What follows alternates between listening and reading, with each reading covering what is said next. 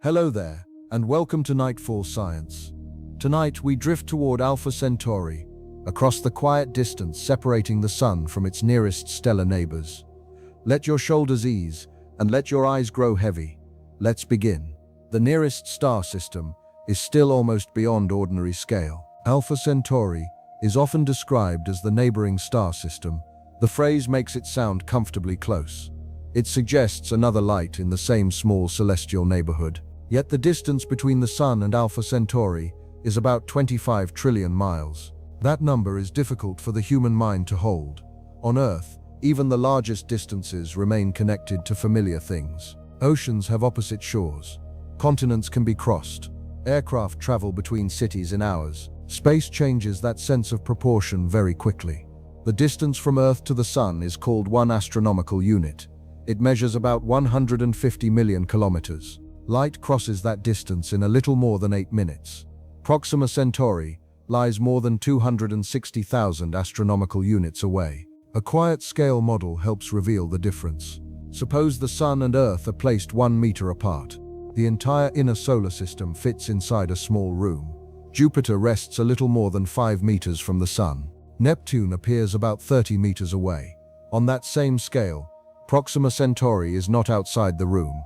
It is not across the street. It is nearly 270 kilometers away.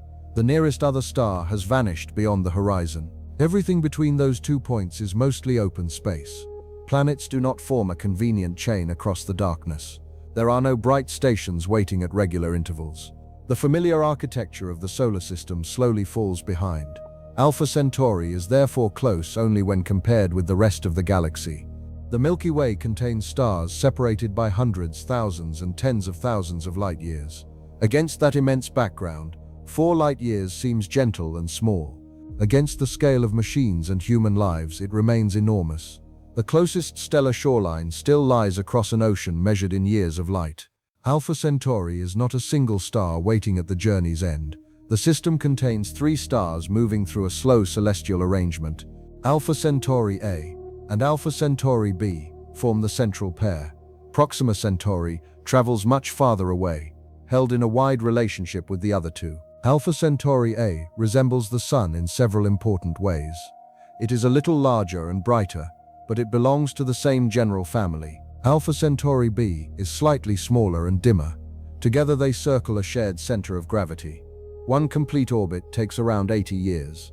Their path is not a perfect circle. The distance between them changes as they move. At their widest separation, they stand much farther apart than the Sun and Saturn. At their closest, the gap becomes similar to the distance between the Sun and the outer planets. Proxima Centauri follows a far grander path. It is a small red dwarf. It shines so faintly that it cannot be seen with the unaided eye, despite being the closest known star to the Sun. Its orbit around the central pair is so wide that one circuit requires more than 500,000 years. The destination is therefore not a fixed lamp pinned to the sky. Every star in the system is moving. The Sun is moving as well. Both systems travel around the Milky Way while shifting relative to each other. An interstellar craft cannot simply point toward the place where Proxima appears and continue in a straight line. It must aim for where the star will be. That calculation must include the target's motion during the entire journey. For a slow spacecraft, thousands of years of stellar movement would matter. For a faster probe, even several decades could alter the required path. Arrival also depends on the chosen destination. Proxima is currently the closest member. Alpha Centauri A and B offer brighter, more sun-like surroundings. A mission designed for one part of the system might pass nowhere near the others. The nearest stellar system is less like a single island and more like 3 distant boats, quietly circling across a dark sea. Light itself needs years to carry news across the distance. Proxima Centauri lies about 4.25 light-years from Earth. A light-year is not a measurement of time. It is the distance light travels during 1 year. Light moves at nearly 300,000 kilometers every second. At that speed, it can circle Earth more than 7 times in 1 second. It crosses the distance between Earth and the Moon in a little over 1 second.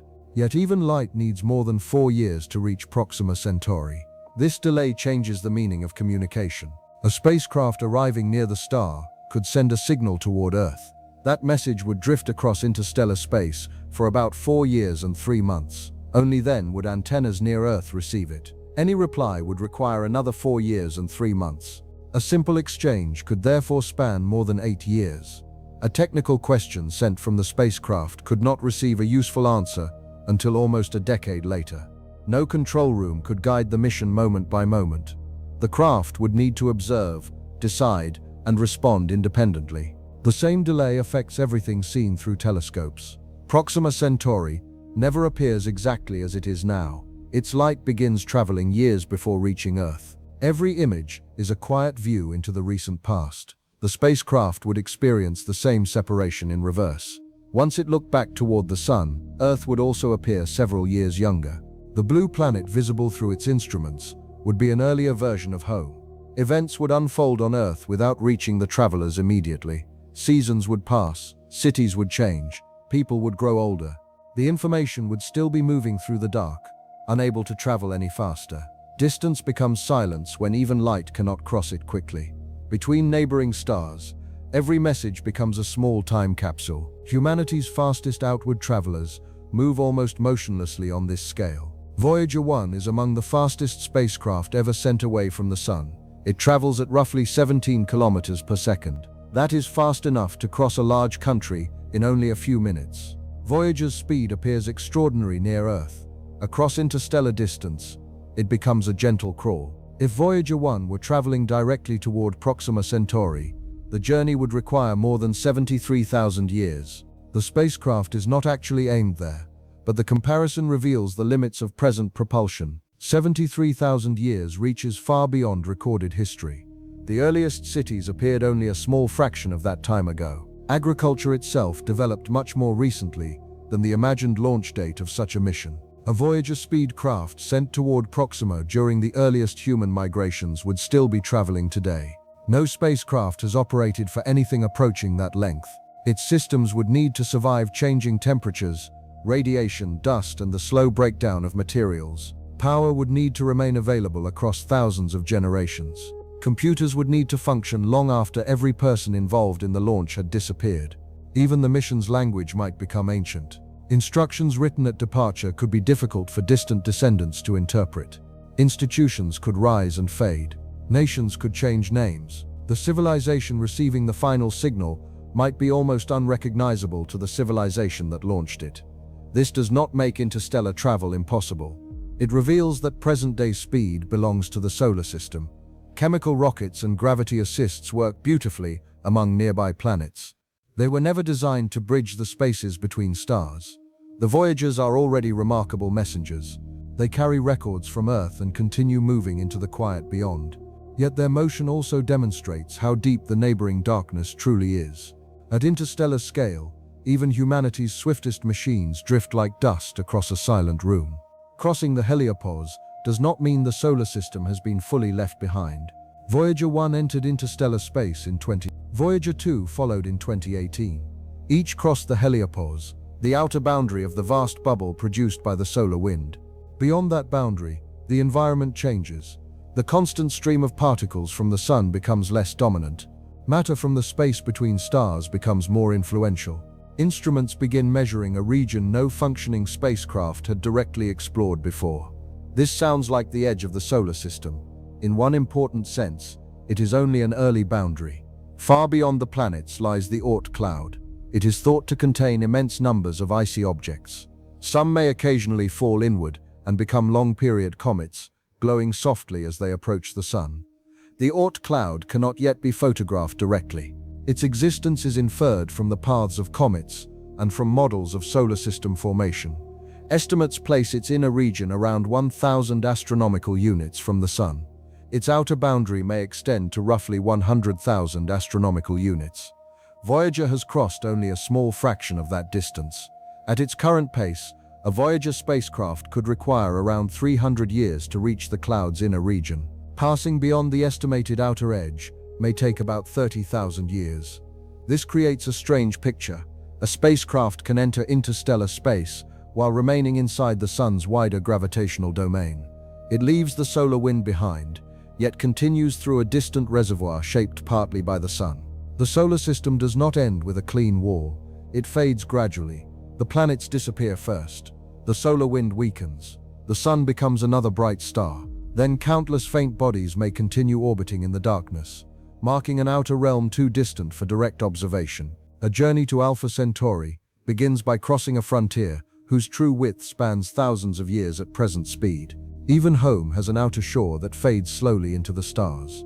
Greater speed shortens the journey, but it changes the nature of arrival. One proposed concept is breakthrough starshot. Instead of carrying a large crew, it imagines extremely small spacecraft attached to thin reflective sails. A powerful array of lasers would push those sails with light. The acceleration would occur near Earth. Afterward, each tiny craft would coast through interstellar space at a significant fraction of light speed. The proposed target speed reaches about 20% of light speed. At that velocity, Alpha Centauri could be reached in a little more than 20 years. This transforms the journey from thousands of generations into part of one human lifetime. Yet the new speed creates a different problem. A craft moving that quickly cannot casually enter orbit when it arrives. It carries enormous momentum. Traditional spacecraft slow down by firing engines, passing through an atmosphere, or using the gravity of planets and moons. A gram-scale sailcraft has very little room for fuel. Proxima Centauri offers no convenient braking system, waiting in advance. The probe would probably perform a rapid flyby. After 2 decades of quiet travel, the most important observations could happen during a very brief encounter. Cameras would need to point correctly. Instruments would need to awaken. The craft would need to identify its target and collect data while racing through the system. There would be no second attempt. At 20% of light speed, the probe would cover the Earth-Sun distance in less than an hour. A planet could approach, fill the instruments, and fall behind with remarkable speed. The stored information would then need to be transmitted toward Earth. Its small signal would cross more than 4 light-years before reaching waiting telescopes. Speed solves one problem by tightening every other requirement. Navigation must become more precise. Electronics must remain functional for decades. Communication must work across trillions of miles. The target must be observed during a narrow passing moment. The nearest star may someday be reached quickly, yet the visitor could pass through like a silent needle of light. Sometimes the fastest road offers almost no time to pause at the destination. Interstellar space is not completely empty. The darkness between the stars contains only a thin scattering of matter. Compared with Earth's atmosphere, it is an extraordinary vacuum. A small volume may contain only a few atoms, along with occasional grains of dust. At ordinary spacecraft speeds, this material is usually a minor concern. At a large fraction of light speed, the same particles behave very differently. A proposed starshot probe might travel at around 20% of light speed. At that velocity, even a microscopic grain arrives with concentrated energy. The grain does not simply bounce away. It can melt or vaporize part of the surface within an instant. The grain itself may vanish as well. Its atoms become a tiny expanding cloud of plasma. The impact creates heat, pressure, and a shallow crater. None of these events needs to be large. Over a journey of more than 4 light-years, many small encounters can slowly alter the craft. Scientists have modeled this process for thin interstellar probes. Their calculations suggest that repeated dust impacts could erode part of an unprotected forward surface. The exact result depends on the material, thickness, speed, and true density of dust along the route. Protection therefore becomes part of the spacecraft's shape. A craft may present its narrowest edge toward the direction of travel. Sensitive electronics may sit behind a protective layer. Materials such as graphite can respond differently from quartz or other solids. Several probes could also travel together, allowing the mission to continue if some become quiet. The route itself may be studied before launch. Telescopes can examine the local interstellar environment, although the smallest grains remain difficult to map individually. The space between the stars still appears beautifully clear. Its few particles are simply given new importance by speed. A drifting speck becomes a meaningful engineering event because the spacecraft meets it so quickly. In interstellar travel, emptiness is not the absence of matter. It is matter spread so thinly that only a very fast traveler reveals its presence. Across 4 light-years, even dust becomes part of the landscape. The gas between stars becomes a quiet stream of energetic particles. Most interstellar matter does not exist as visible dust. It consists of individual atoms and ions. Hydrogen is the most common. Helium follows, with much smaller traces of heavier elements. The atoms float gently within the galaxy. A fast spacecraft changes their apparent character. At 20% of light speed, the craft meets each atom with tremendous relative motion. From the spacecraft's frame, the thin gas resembles a continuous particle beam flowing toward its forward surface. Hydrogen and helium can enter solid materials. They may settle beneath the surface and slowly collect. In some materials, implanted atoms can form tiny bubbles. These bubbles may change the structure of the protective layer over time. Heavier nuclei are much rarer, yet they carry more mass and can leave narrow paths of disruption as they pass through matter. Engineers must therefore consider not only visible craters, but changes occurring beneath an apparently smooth surface. The spacecraft may also acquire an electrical charge. Collisions remove or add electrons. Ultraviolet light contributes as well. Once charged, the craft interacts with the weak magnetic fields threaded through interstellar space. Those fields are faint, but the journey is long. A slight force applied continuously can change a trajectory. Uneven charging may also produce torque, encouraging a thin sail or probe to rotate. A small change in orientation could affect navigation, communication, and the direction of protective shielding. Possible solutions include conducting surfaces that spread charge evenly. The craft may carry systems that sense and correct unwanted rotation. Its shape may also be designed to remain stable as particles pass around it. Nothing in this environment resembles weather on Earth. There is no wind in the familiar sense. There are no clouds moving past a window. There is only a delicate flow of atoms, almost unimaginably sparse. Yet speed turns that faint flow into something the spacecraft must continuously understand. The interstellar medium is nearly empty, but it is never entirely still. There is no interstellar version of GPS. Near Earth, navigation feels almost invisible. Satellites transmit carefully timed signals. Receivers compare those signals and calculate position within moments. A spacecraft crossing the darkness has no surrounding network. Earth's tracking stations can follow distant probes by measuring radio signals. The signal's travel time helps determine distance. Small shifts in frequency reveal motion through the Doppler effect. These methods guide missions throughout the solar system. The delay becomes much larger on the road to Alpha Centauri. During the early journey, Earth can still estimate the craft's path, yet every measurement describes where the probe was when its signal began traveling. Every correction reaches a spacecraft that has continued moving during the delay. Near Alpha Centauri, instructions from Earth arrive more than 4 years late. The probe must navigate for itself. Star trackers can compare the sky with a stored map. Bright stars form reference points. The changing position of the Sun and Alpha Centauri helps reveal the craft's direction. Onboard clocks allow it to measure time without constant support from Earth. The destination also moves while the probe travels. A planet near Proxima Centauri continues around its star. The star itself moves through the galaxy. The spacecraft must predict where each object will appear when the brief encounter finally begins. A tiny pointing error can grow across trillions of miles. The mistake may be too small to notice near launch. After decades of travel, it can become a separation larger than the distance between planets. Course corrections are therefore most valuable before small uncertainties have time to expand. NASA has already tested forms of autonomous navigation. Deep Space One used onboard software to recognize celestial objects and estimate its own position. Newer systems continue developing clocks, cameras, and algorithms that reduce dependence on Earth. An interstellar probe requires a more patient form of the same idea.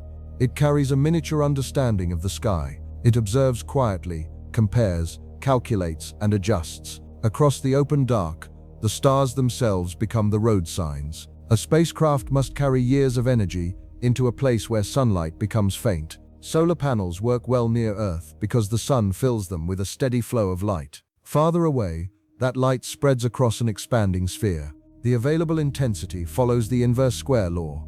At twice Earth's distance from the sun, a panel receives about 1/4 as much sunlight. At 10 times the distance, it receives about 1/100th. At 100 astronomical units, the sunlight is roughly 10,000 times weaker than near Earth. The sun eventually becomes a brilliant point rather than a nearby disk. Large solar arrays can compensate for some of this fading. An interstellar craft, however, cannot always carry large and heavy structures. A light sail designed for extreme acceleration must remain remarkably thin. Some deep space spacecraft use radioisotope power systems. These devices convert heat from radioactive decay into electricity. They do not depend on sunlight. Voyager 1 and Voyager 2 continue operating with this kind of power after nearly half a century. Their experience also reveals the long-term challenge. The Voyagers lose about 4 watts of electrical power each year. Engineers preserve the missions by switching off heaters, instruments, and other systems when necessary. Each saved watt gives the remaining equipment more time. A 20-year interstellar probe faces a different balance. It may spend most of the crossing in a low-power sleep. Only essential clocks, sensors, and protective systems remain active. The craft may awaken at intervals to check its orientation and health. Near arrival, its needs suddenly increase. Cameras must operate. Navigation systems must identify the target. Computers must process observations. A transmitter must send the results across more than 4 light-years. Energy saved during quiet decades becomes valuable during a few concentrated hours. Every instrument competes for the same limited reserve. More shielding adds mass. A larger transmitter requires power. Stronger computers create heat. Even keeping equipment warm can consume part of the budget. The journey is therefore shaped not only by distance, but by a long and careful economy of energy. Far from the sun, every stored watt becomes a small piece of daylight. Radiation continues moving through space even when the sun grows distant. Earth's atmosphere and magnetic field provide layers of protection. High-energy particles strike the upper atmosphere, producing showers of secondary particles before much of their energy reaches the ground. An interstellar spacecraft receives no such shelter. Galactic cosmic rays arrive from beyond the solar system. Many are the nuclei of atoms stripped of their electrons. Most are protons and helium nuclei. A small fraction contains heavier elements. Some travel close to the speed of light. When one of these particles crosses a computer chip, it can disturb the electrical charge inside a circuit. A stored bit may change from one value to another. A sensor may record a brief false signal. Repeated exposure can gradually alter materials and electronics. The spacecraft must continue operating despite these quiet interruptions. Radiation-hardened components help. They are designed with larger tolerances and materials chosen for reliability. Protective shielding reduces some exposure, although the highest energy cosmic rays can pass through substantial layers. Redundancy offers another form of protection. Several computers may perform the same calculation. If one answer differs, the others can identify the disagreement. Important information may be stored in multiple locations. Error-correcting codes can reconstruct data when a small part becomes changed. The craft can also restart parts of itself. A system that stops responding may be isolated and rebooted. Damaged memory cells may be avoided. Software can periodically examine stored information and repair errors before they accumulate. These methods already support missions within the solar system. An interstellar probe must perform them for decades without a technician nearby. Its computers need to be simple enough to remain dependable, yet capable enough to manage unfamiliar situations. Radiation does not always arrive as a dramatic event. Often it appears as a single altered number inside a silent machine. The success of the mission may depend on noticing that one number and gently correcting it. In the space between stars, reliability is built from many small acts of recovery. Sending the discoveries home may be harder than collecting them. A probe near Alpha Centauri could photograph a planet, measure its light, and examine the particles surrounding its star. Those observations would be precious. They would still exist only inside a tiny distant machine. Radio waves spread as they travel. A signal leaving a small antenna becomes weaker across distance because its energy covers an ever larger region. By the time it reaches Earth from Alpha Centauri, only a faint portion remains available to a receiving telescope. Laser communication offers a narrower beam. Instead of sending energy broadly in many directions, an optical transmitter concentrates light toward Earth. NASA's Deep Space Optical Communications experiment has already demonstrated high-rate laser communication across hundreds of millions of kilometers. Alpha Centauri is tens of trillions of kilometers away. The distance is nearly 90,000 times greater than the farthest ranges tested during the first phase of that demonstration. A gram-scale spacecraft also carries far less power and a much smaller transmitter than a large planetary mission. The beam must be aimed with extraordinary care. Earth is not fixed. It continues orbiting the Sun while the signal crosses space. The transmitter must point toward the place where Earth will be more than 4 years later. A slight movement of the probe can shift the beam far from its target. The receiving system on Earth may require a vast collection area. Many telescopes could work together as a phased array. Sensitive detectors would wait for individual arriving photons.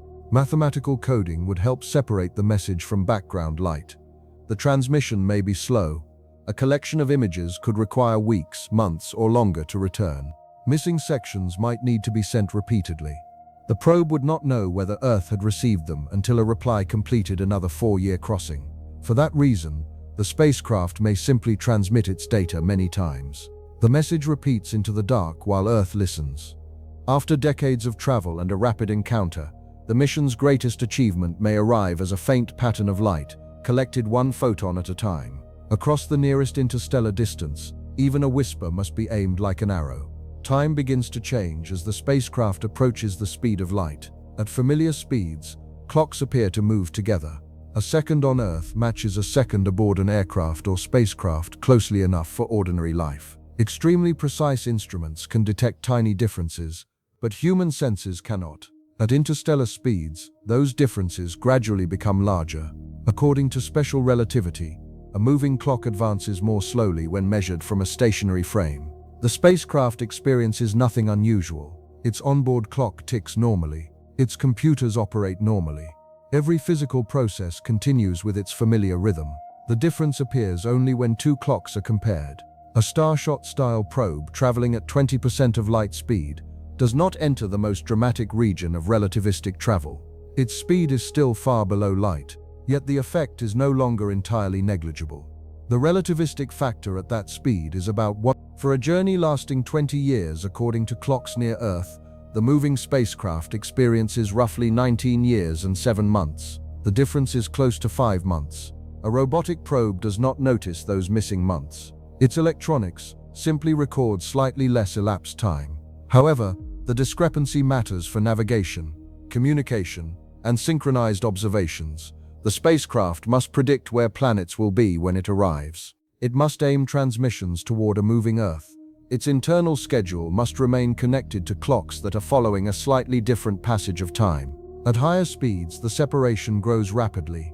A craft moving at 90% of light speed experiences time at less than half Earth's rate. Nearer still to light speed, decades outside could pass during only a few years aboard. Such velocities remain far beyond current spacecraft engineering. Still, relativity is already part of navigation. Even GPS systems require corrections because motion and gravity affect clock rates. The journey to another star does not only cross distance, it also begins to separate the traveler's time from the time kept at home. At sufficient speed, the road between stars passes quietly through the structure of time itself. A spacecraft can become too warm in an almost perfectly cold universe. Space is often described as freezing, yet temperature in a vacuum behaves differently from temperature inside an atmosphere. There is no surrounding air to carry heat away. On Earth, warm objects lose energy through conduction, convection, and radiation. Air moves across a surface and carries some heat with it. A liquid cooling system moves energy from one region to another. In interstellar space, convection outside the craft disappears. Heat can still move through the spacecraft's structure by conduction. To leave the craft entirely, however, it must usually escape as infrared radiation. This makes thermal control a careful balancing act. During the long cruise, the spacecraft receives little warmth from the distant sun. Its electronics may need insulation or small heaters to remain within their operating range. Instruments that become too cold can change shape slightly. Lubricants may thicken. Batteries and electronic components may perform differently. During operation, the opposite problem appears. Computers produce heat. Cameras produce heat. Radio transmitters and lasers convert only part of their energy into useful signals. The rest becomes thermal energy trapped within the spacecraft. A large spacecraft uses radiators. Heat moves through pipes or conductive structures toward broad surfaces. Those surfaces face deep space and glow faintly in infrared light. The glow is invisible to human eyes, but it carries energy away. A gram-scale interstellar probe has very little surface area. Its thin shape helps it accelerate, but leaves limited room for radiators. During the rapid encounter, many systems may need to work at once. The craft must collect observations, process them, and begin transmission without allowing sensitive components to become too warm. Orientation becomes important. A reflective surface can turn toward a star. A darker radiating surface can face open space. Small shutters or louvers can regulate the flow of heat. Materials can be chosen for the way they absorb visible light and release infrared energy. The spacecraft travels through a dark and cold region, yet it carries a tiny climate of its own. Its survival depends on keeping that private climate within a narrow, gentle range. Materials continue aging, even when no moving parts are visible. A spacecraft resting on Earth is already changing slowly. Metals respond to temperature. Polymers gradually alter. Electrical connections can develop small imperfections. Stored energy within materials finds new arrangements over time. Space adds a different collection of influences. Radiation can break chemical bonds. Ultraviolet light can darken or weaken exposed surfaces. Charged particles can alter coatings. Repeated temperature changes encourage materials to expand and contract. A journey to Alpha Centauri may continue for decades. During that time, the craft receives no maintenance. No technician replaces a damaged cable. No clean room removes contamination. Every component must remain dependable after years of silence. Even materials that appear solid contain delicate structures. A thin reflective sail may be only a fraction of the thickness of ordinary household foil. Tiny tears can spread under stress. Coatings can lose reflectivity. Layers bonded together can separate if they expand by different amounts. Electrical connections face their own slow changes. Solder joints may become brittle after repeated thermal cycling. Microscopic defects can grow. Insulating materials can release trapped gases into the vacuum. Those molecules may later settle on lenses or sensors, leaving a faint film across an optical surface. The problem is not always sudden failure. A mirror may become slightly less reflective. A camera may become slightly less sensitive. A transmitter may require slightly more power. Each change remains small, yet decades allow small changes to gather. Engineers test materials in thermal vacuum chambers and expose samples to radiation. Long-duration experiments in space reveal effects that laboratory simulations cannot always reproduce together. An interstellar mission requires even greater patience. The spacecraft may use simple structures with few moving components. Important systems may be duplicated. Electronics can remain switched off during most of the cruise, reducing wear and preserving power. The machine must reach another star after spending much of its existence asleep. Its journey is measured not only in miles, but in the quiet endurance of every bond, coating, wire, and crystal. Proxima Centauri is much more active than its small size suggests. The star is a red dwarf. It contains only a fraction of the Sun's mass, and shines with a faint reddish light. Because it is cool and dim, a planet must orbit close to receive an Earth-like amount of warmth. Proxima Centauri b does exactly that. Its orbit lies only about 5% as far from its star as Earth lies from the Sun. One complete year lasts about 11 days. At that distance, the star fills a larger portion of the planet's sky than the Sun fills from Earth. The planet also remains deeply connected to the star's magnetic activity. Red dwarfs can produce frequent flares. Magnetic fields near the stellar surface twist and rearrange. Stored energy is released through visible light, ultraviolet radiation, X-rays, and streams of charged particles. Proxima has produced flares powerful enough to increase its brightness dramatically within moments. Observations during 40 hours in 2019 detected one especially energetic flare along with many smaller events. Studies suggest that a planet in Proxima's habitable zone receives far more X-ray and extreme ultraviolet radiation than Earth receives from the Sun. This matters to an arriving spacecraft. A probe approaching the system may encounter a changing particle environment. Instruments designed to study faint planetary signals could briefly become overwhelmed by stellar activity. Electronics may need additional protection near the star. The timing of the encounter cannot be chosen easily. A spacecraft launched decades earlier cannot know the exact flare conditions awaiting it. Proxima's magnetic surface continues evolving throughout the journey. A quiet arrival and an active arrival are both possible. This uncertainty also shapes the planet below. High-energy radiation can heat the upper layers of an atmosphere.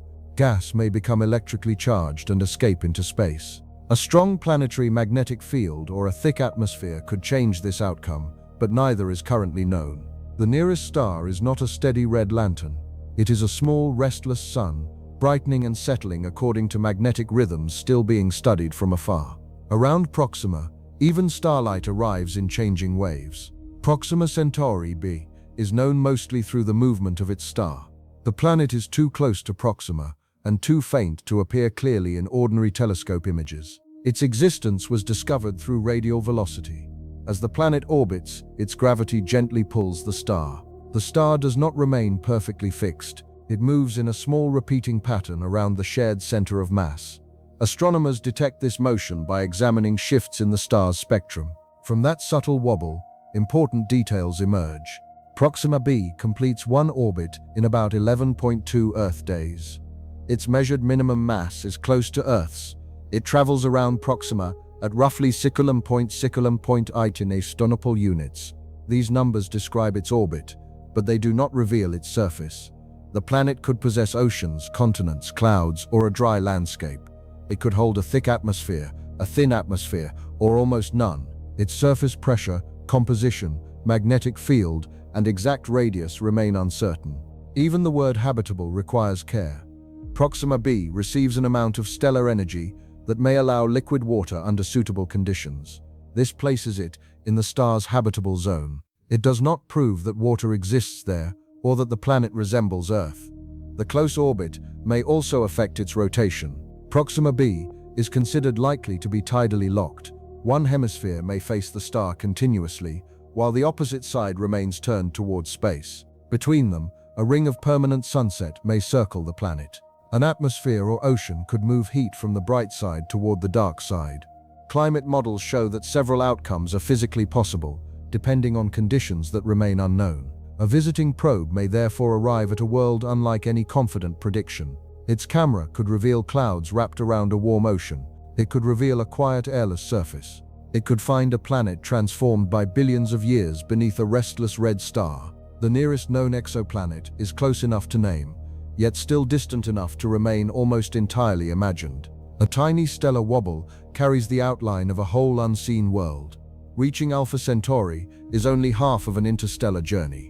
A fast probe carries kinetic energy because of its motion.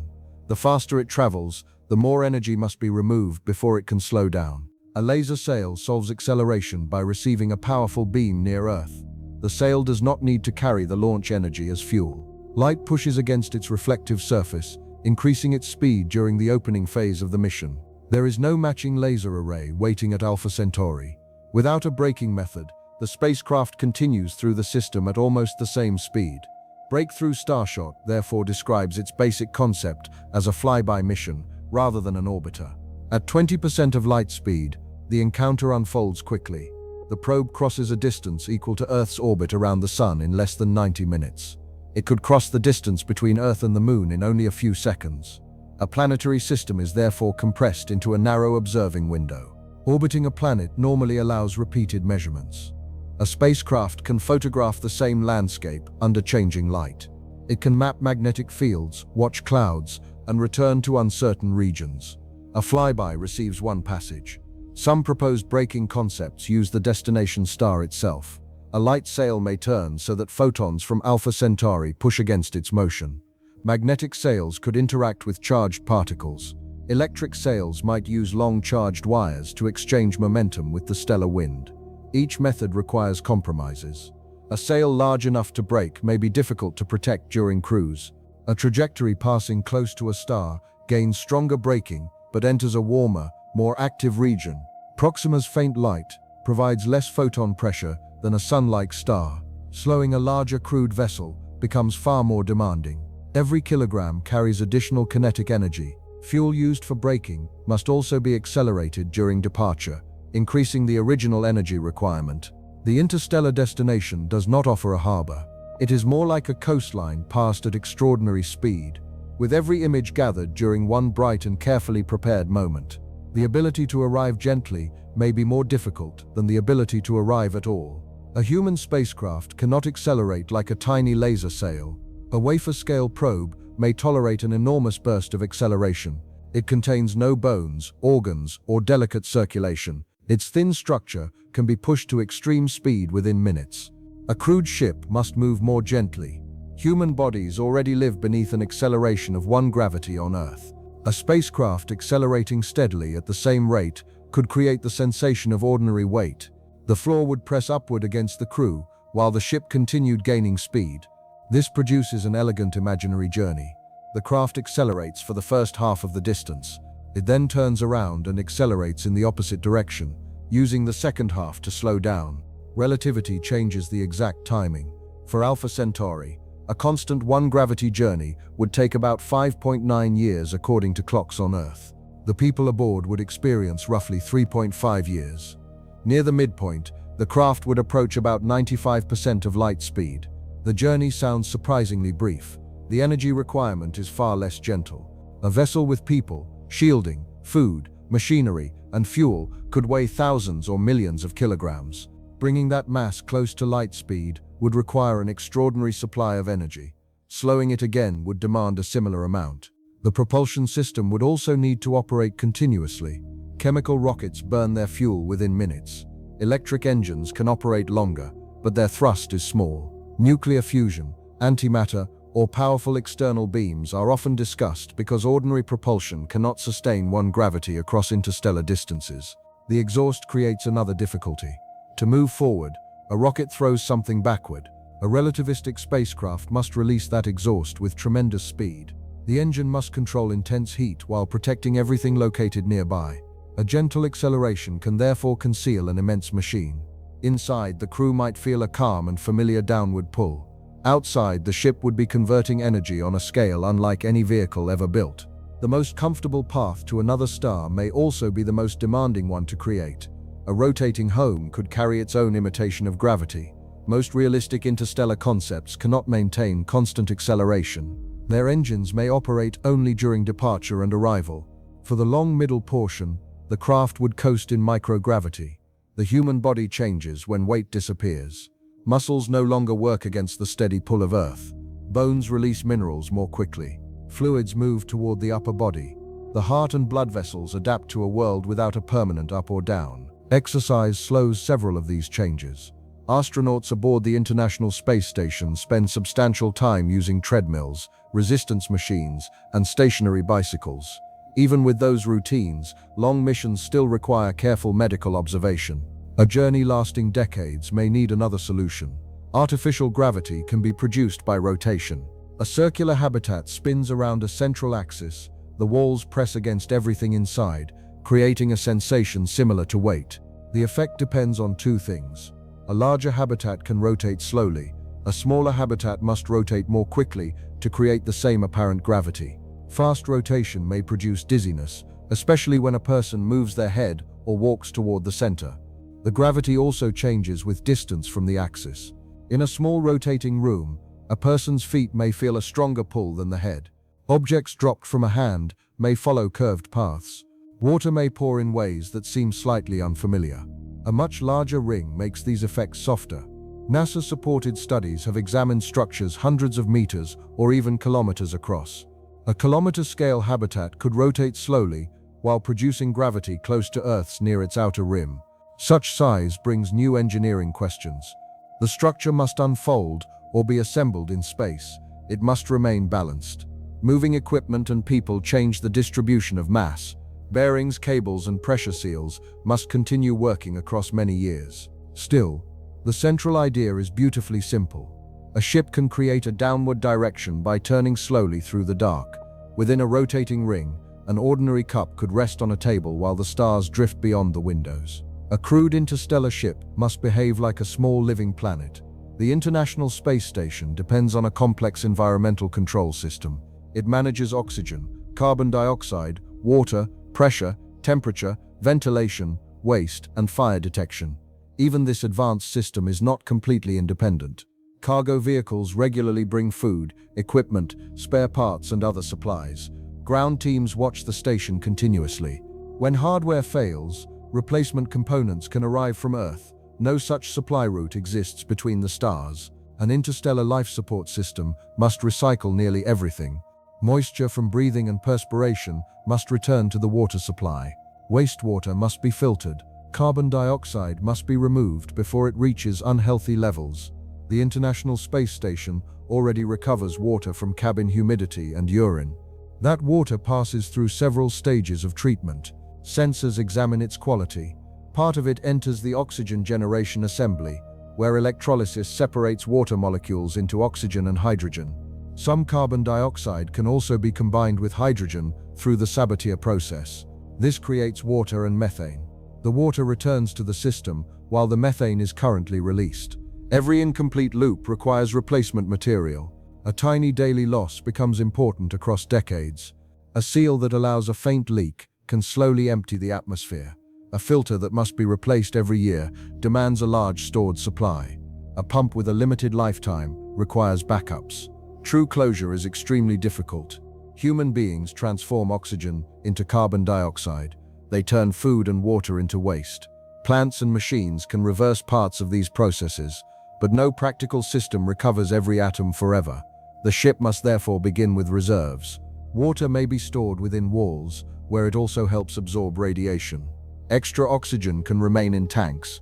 Carbon, nitrogen, minerals, and trace elements must circulate through carefully managed systems.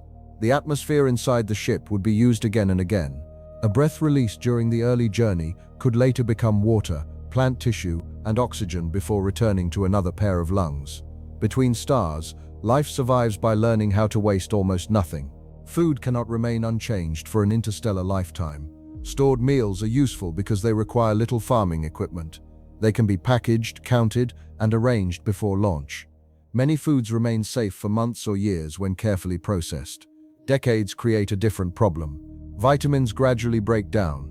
Fats can become less pleasant. Textures and flavors change. Packaging must survive radiation, temperature, and time without releasing unwanted chemicals. A ship carrying generations of passengers cannot rely only on shelves. Part of its food must be grown aboard. Plants use light, water, carbon dioxide, and nutrients to form new tissue. Their leaves also produce oxygen through photosynthesis. In a carefully managed habitat, food production can become part of the life support system. The growing area may resemble a greenhouse without soil. Roots can rest in water enriched with minerals. Pumps deliver oxygen and nutrients. Lamps provide selected wavelengths of light. Cameras watch leaf color and growth. Every crop has advantages and limitations. Leafy vegetables grow quickly and provide fresh nutrients. Potatoes, wheat, rice, and soybeans contain more calories, but they require greater space and processing. Fruit trees take years to mature and occupy valuable volume. Pollination must also be considered. Some plants pollinate themselves. Others may require insects, airflow, or delicate human work. Seeds must remain genetically diverse and free from disease. The entire system must stay balanced. Plants consume carbon dioxide, but their roots and associated microbes also respire. Inedible stems and leaves must be composted or chemically processed. Human waste contains useful nutrients, yet it must be treated before returning to food production. A failed harvest on Earth can be answered with food from another region.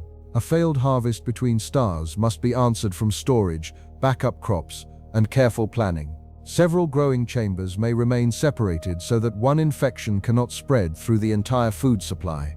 Meals would become part of the ship's ecology. A piece of bread might contain carbon exhaled years earlier and minerals recovered from countless earlier plants. The garden would not simply feed the travelers.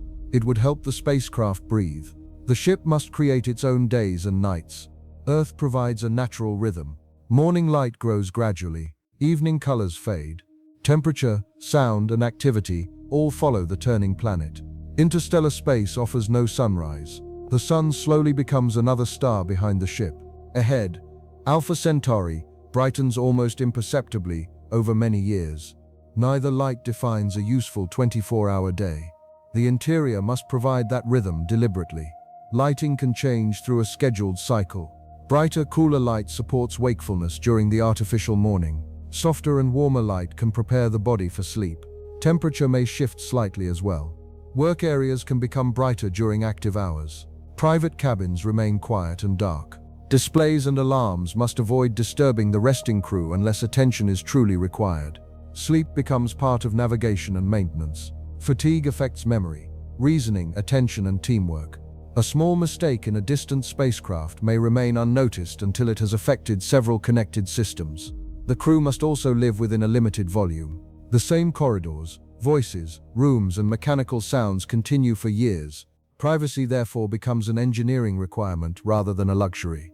Each person may need a private cabin. The room could contain adjustable lighting, familiar images, music, and messages recorded before departure. Shared areas provide conversation and meals, while quieter spaces allow separation. The schedule must avoid becoming perfectly repetitive. Research, exercise, maintenance, celebrations, art, and recreation can give shape to long periods of cruise. Artificial seasons may be created through changing menus, lighting, decorations, and activities. Communication with Earth changes slowly. At first, messages return within hours. Later, the delay grows into days, months, and eventually years. Conversations become exchanges of recordings rather than immediate replies. The ship's community must gradually become its own center. Its clocks, celebrations, and routines form a small human world moving through a place without mornings. Far between stars, night and day would exist because the travelers continued choosing to make them. Every medical problem must be treated aboard the ship.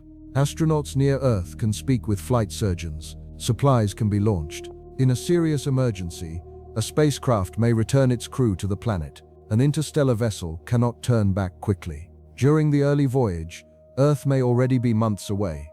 Later, it becomes years away, even for a message. No rescue craft can cross the distance in time. Medical care must therefore become increasingly autonomous. The ship needs instruments for examining blood, tissue, bone, vision, and internal organs. Ultrasound equipment can provide images without the mass of a large hospital scanner. Software may help guide examinations and compare results with stored medical knowledge. The crew must possess broad training. A physician may be present, but one person cannot represent every specialty. Other travelers must know emergency medicine, dentistry, surgery, rehabilitation, psychology, and the safe use of medications. The physician can also become the patient. For that reason, procedures must be understandable to several people. Robotic systems may assist with steady movements. Artificial intelligence may help organize symptoms and suggest possible explanations, although final decisions would still require careful human judgment. Medicines create a long-duration challenge. Many have limited shelf lives. Radiation and time may alter them. A ship could carry the equipment and raw materials needed to manufacture certain drugs, rather than storing every dose for decades. Replacement tissues may eventually be grown or printed. Small laboratories could culture cells, create simple medical materials, and test microorganisms. Genetic information and medical histories would remain protected in several independent archives. Prevention becomes especially valuable. Clean air, safe food, exercise, sleep, dental care, and regular examinations reduce the number of emergencies that must be treated. The habitat itself must limit sharp edges, contamination, and unnecessary mechanical risks. A distant ship would carry no complete hospital. Instead, the entire vessel would quietly serve as one. Its sensors would watch the environment. Its garden would support nutrition. Its rotating walls would protect muscles and bones. Between stars, medicine becomes another form of self-reliance. The travelers must carry not only the means to remain alive, but the knowledge to repair life when it changes. The walls of an interstellar ship may need to perform several jobs at once. Radiation shielding becomes heavier as greater protection is added. Carrying mass to high speed requires energy. Engineers therefore cannot treat every shield as material serving only one purpose. Water is already essential to the crew. It is used for drinking, hygiene, farming, oxygen production, and temperature control. Because water contains hydrogen, it can also help reduce exposure to many forms of energetic particle radiation. Hydrogen-rich materials are especially useful in space. When a high-energy particle strikes a heavy atomic nucleus, the collision can produce a shower of secondary particles. Some of those fragments continue deeper into the spacecraft. Materials containing lighter nuclei can reduce this effect. Polyethylene is another hydrogen-rich material studied for radiation protection. It can be shaped into containers, panels, and structural layers. Food, supplies, and waste products may also be positioned around occupied areas, turning useful cargo into part of the protective wall. The ship may contain a small central shelter. Crew cabins and daily workspaces could receive moderate shielding. During periods of increased particle activity, the travelers could move into a more deeply protected chamber, surrounded by water tanks and supplies. Galactic cosmic rays remain more difficult. They arrive continuously from the wider galaxy and include particles with tremendous energy. Simply adding thicker material does not solve every part of the problem. More shielding increases mass, while particle collisions inside the shield can create additional radiation. Protection may therefore combine several methods. Materials reduce part of the exposure. Careful monitoring reveals changes in the radiation environment. Medicines and biological countermeasures may help the body repair damage. Mission planners can arrange the spacecraft's most heavily occupied areas behind the largest amount of useful mass. Even the ship's waste may become valuable. NASA has studied water wall concepts in which liquid processing cells surround living areas. The same system could recycle water, manage waste, and add radiation protection without requiring completely separate equipment. The walls would no longer be passive boundaries. They would hold water, circulate resources, regulate heat, and soften the invisible rain arriving from space. Around the travelers, the necessities of life could quietly become their shelter. Human reproduction beyond Earth remains one of the least understood parts of a generational voyage. People have lived in orbit for months, and a few have remained for more than a year. No human child has developed from conception to birth in space. The earliest stages of life depend on carefully timed physical processes. Cells divide, move, and organize into tissues. The skeleton develops while responding to chemical signals and mechanical forces. The heart begins circulating fluid long before birth. Gravity has been present throughout the evolution of every human generation. Its precise role during pregnancy is difficult to separate from the rest of biology. Microgravity changes the distribution of fluids, the use of muscles, the loading of bones, and the behavior of cells. Radiation adds another uncertainty. Developing cells divide quickly. Ionizing radiation can change DNA or interrupt cellular processes. A generational ship would therefore require especially protected living areas for pregnancy, infancy, and childhood. Animal experiments provide part of the picture. Researchers have studied reproduction and development in organisms including insects, fish, amphibians, and rodents. These studies show that several biological stages can occur beyond Earth, but results from one species cannot be transferred directly to humans. Partial gravity is even less understood. A rotating habitat might create Earth-like gravity. It might instead provide a gentler pull resembling the Moon or Mars. The minimum gravity needed for healthy human development remains unknown. Children would also experience space differently from adults. Their bones, balance systems, muscles, and senses would develop within the ship's chosen gravity. A child raised in a rotating habitat might adapt naturally to its motion, while Earth's gravity could later feel unusually strong. Before any generational mission, decades of research would be needed. Small mammals may live through complete life cycles in partial gravity habitats. Scientists would observe pregnancy, birth, growth, aging, and reproduction across several generations. A successful interstellar vessel must protect more than the adults who leave Earth. It must provide conditions in which people not yet born can grow, learn, and remain healthy. The longest human journey would begin again with every new life aboard. A generation ship must carry enough genetic diversity for a population that does not yet exist. A small crew is easier to house and feed. It requires less air, water, farmland, and living space. Yet a very small founding population carries only a narrow sample of human variation. Across generations, chance slowly changes that sample. Some genetic variants become more common, others disappear. Closely related individuals may share uncommon recessive variants, increasing the chance that certain inherited conditions appear in their children. There is no single universal minimum population. The answer depends on the journey's duration, the ages of the travelers, reproductive patterns, medical care, accident rates, stored genetic material, and the diversity of the original crew. Computer simulations help explore these possibilities. One published model examined a hypothetical journey lasting 6,300 years. Under that study's particular rules, a starting crew of 98 people produced a successful outcome in its simulated scenarios. That number is not a general blueprint. The model included planned reproductive timing and limits intended to control relatedness. Different assumptions could produce very different results.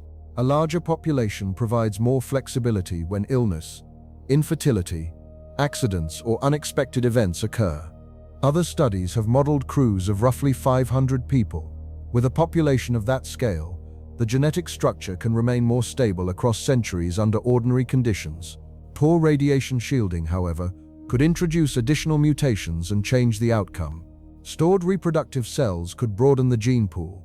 Frozen sperm, eggs, embryos, and tissue samples would occupy far less room than additional adult passengers. They could preserve genetic material from thousands of donors, although the storage systems would need to remain stable for decades or centuries. Several independent archives would be necessary. A single freezer, power cable, or cooling loop could not hold the entire biological inheritance of the mission.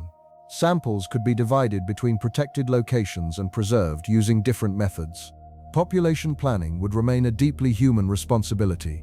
Biology can describe probabilities, but communities would still need to balance personal freedom, health, privacy, and the long future of the ship.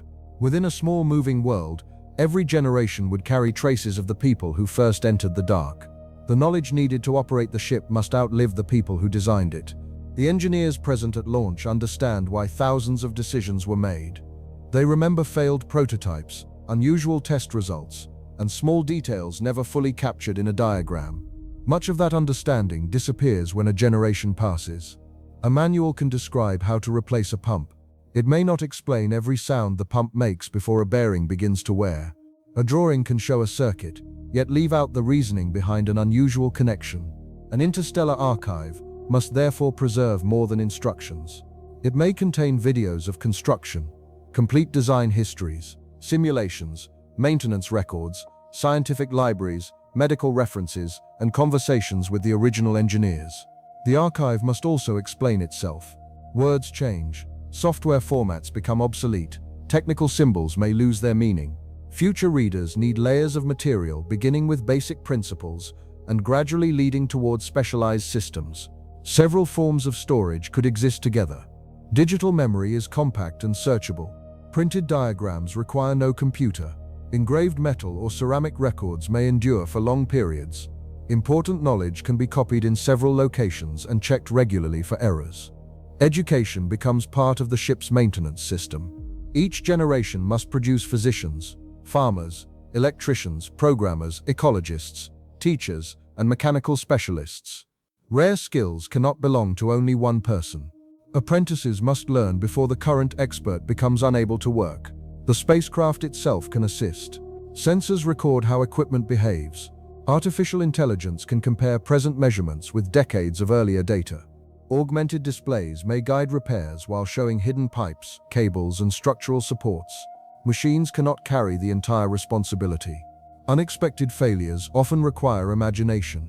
A crew may need to understand basic physics well enough to create a repair never included in the original manual. Research on autonomous spacecraft already emphasizes fault detection, self-monitoring, planning, and recovery. For a multi-generational ship, those same principles would extend to the society surrounding the machine. The vessel must preserve not only information, but the ability to understand and renew it. Across the generations, knowledge becomes another atmosphere that must never be allowed to leak away.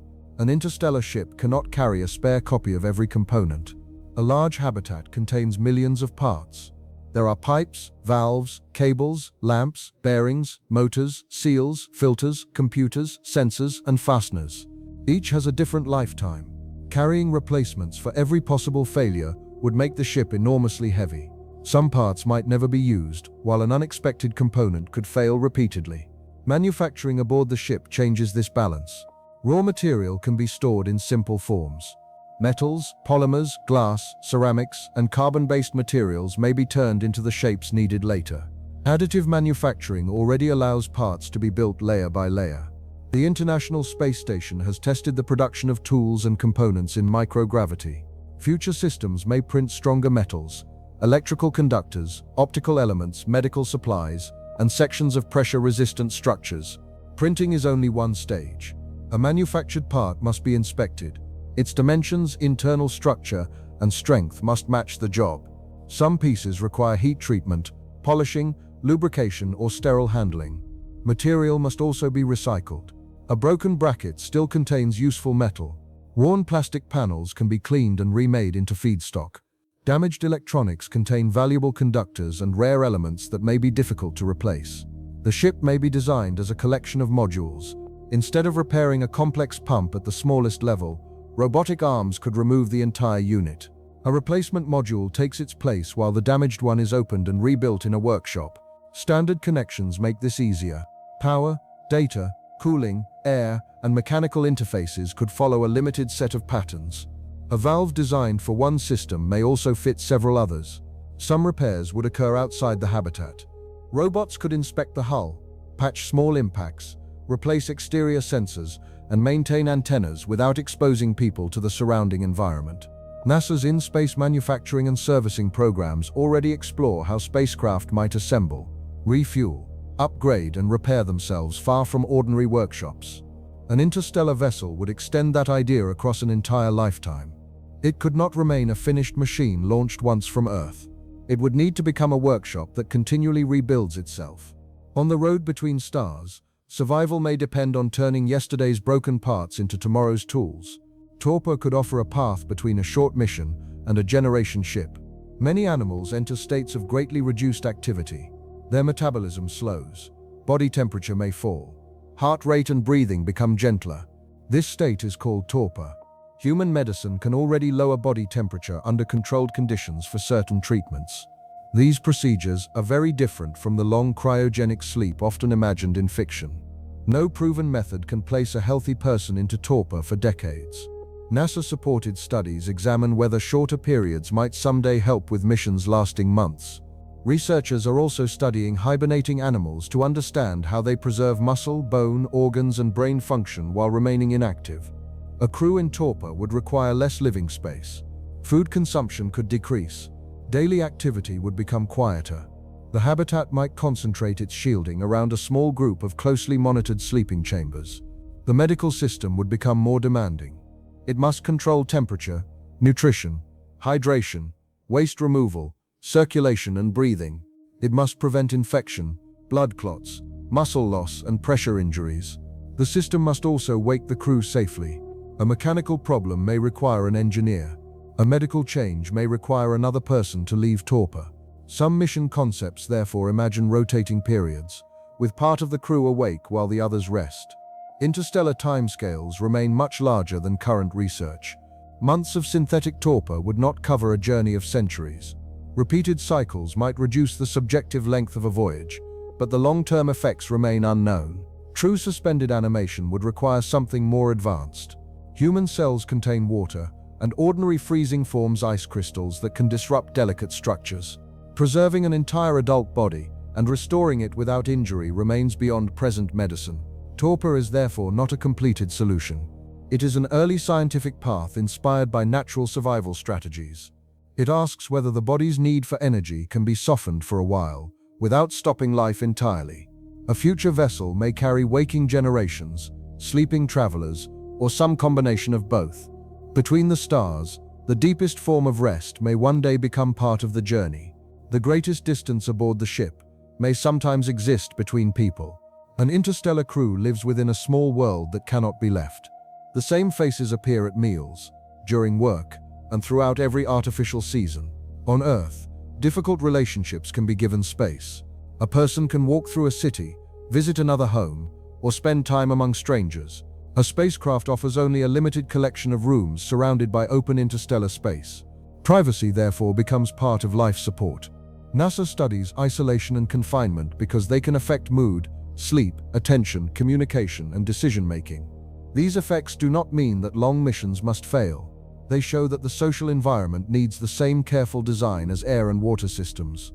Private cabins provide quiet boundaries. Shared rooms allow meals, celebrations, exercise, and conversation.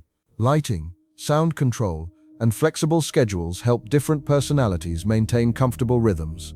Crew selection also matters. A technically brilliant group may still struggle if its members cannot resolve disagreement.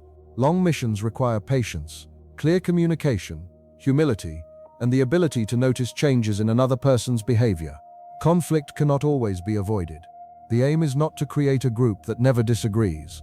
It is to build a community that can disagree without damaging its ability to function. Counseling tools may exist aboard the ship. Private journals, recorded guidance, behavioral assessments, and artificial intelligence systems could help identify patterns before they become larger. Messages from Earth may provide comfort during the early voyage, although the growing delay gradually changes them into correspondence with the past. A generational mission adds another layer. The first travelers choose the voyage. Their descendants are born inside it. Later generations inherit a destination selected before their lives began. The ship must therefore contain more than equipment. It needs education, recreation, personal freedom, traditions, and meaningful work. It must allow its inhabitants to form identities beyond being passengers on an old mission. A stable interstellar society would not remain unchanged. It would grow slowly, carrying human differences through a world that never stops moving. Between the stars, community becomes the invisible structure holding every other system together. The spacecraft develops a living population too small to see. Every person carries trillions of microorganisms. They live on the skin, within the mouth, and throughout the digestive system. Many assist with ordinary biological processes. Plants bring their own microbes. Food, soil substitutes, water systems, fabrics, tools, and cargo also carry microscopic life. Even a thoroughly clean spacecraft never becomes biologically empty once people enter it. A closed habitat creates a distinctive microbiome. Studies aboard the International Space Station show that its surfaces contain microbial communities shaped by the crew and the controlled environment. Many resemble organisms commonly associated with human skin. These communities change over time. A species arriving with one crew may become more common on frequently touched surfaces. Another may settle near a vent, water line, or growing chamber. Most microorganisms remain harmless. Some can still affect health, food production, and machinery. Fungi may grow where moisture collects. Microbial films can form inside pipes and tanks. Certain organisms can contribute to corrosion or reduce the efficiency of filters. Long voyages give microbes many generations. A bacterium can reproduce far more quickly than a human. Across decades, its population experiences countless opportunities for mutation and selection. The environment inside the ship becomes part of that selection. Radiation, cleaning chemicals, limited nutrients, elevated carbon dioxide, and repeated exposure to medicines may favor particular traits. NASA studies whether spacecraft conditions can alter microbial behavior, including genes associated with resistance and virulence. The answer is not to remove all microbial life. That would be neither practical nor desirable. Human health depends partly on balanced microbial communities. Plants and recycling systems also require useful microorganisms. The ship must manage an ecology rather than sterilize a room. Sensors can sample air, water, and surfaces. Genetic sequencing may identify organisms without sending samples to Earth. Separate growing chambers can limit the spread of plant disease. Useful microbes may be preserved in protected libraries. They could support digestion, medicine, fermentation, waste processing, and agriculture. Unwanted populations could be controlled before they disturb the larger system. The smallest passengers would reproduce throughout the entire journey. Within the spacecraft's quiet walls, an unseen ecosystem would travel beside humanity. Fire behaves differently when gravity no longer pulls warm air upward. On Earth, a flame heats the surrounding gas. The warmer gas becomes less dense and rises. Cooler oxygen-rich air moves in below it, creating the familiar upward shape of a candle flame. Microgravity changes this flow. Without strong buoyancy, hot gases do not rise in the same way. A small flame may become rounded and faint. Oxygen reaches it mainly through diffusion or through air moved by ventilation fans. This does not remove the need for careful fire protection. Air circulates continuously inside a spacecraft. Ventilation can guide heat, smoke, and combustion products through compartments. Materials that burn slowly in still air may behave differently when a current passes across them. NASA studies this through experiments aboard the International Space Station and uncrewed cargo vehicles. The Scarier program ignited larger samples after cargo spacecraft had departed the station. These tests showed how flames spread through realistic spacecraft materials and how smoke and gases develop inside a confined vehicle. An interstellar vessel must detect combustion quickly. Smoke may not rise naturally toward a detector mounted on a ceiling, because a rotating or weightless section may have no ordinary ceiling. Sensors may therefore sit within ventilation paths and throughout important compartments. The ship also needs several ways to respond. Power can be disconnected from a damaged circuit. Fans can be slowed or redirected. A compartment can be sealed. Fire suppressants can reduce the reaction without leaving harmful residues throughout the life support system. Water may be useful in some situations. Other areas may require carbon dioxide, nitrogen, fine mist, or specialized agents.